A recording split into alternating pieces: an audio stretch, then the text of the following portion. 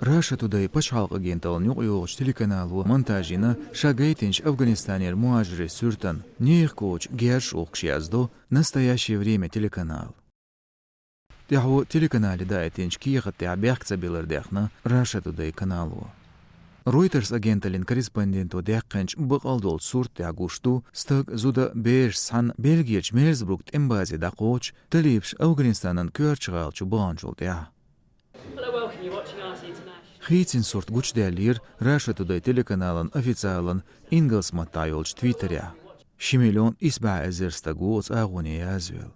Муажири белшахтисиншт ölmigst etвяна Калашников маастюпш гранатомет ракиечхуез герз. Твитя яздиндер.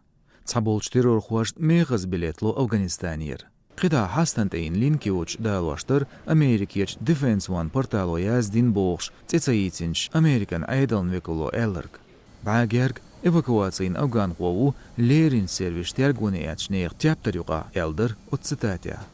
Сүртен уля ирхния яздиндер хаамбар. Фотошопин гейтер. Ами хаамга аттацер. iPhone тяутиозен лықырер 9 мм цақоч яздо карархан телеканалу.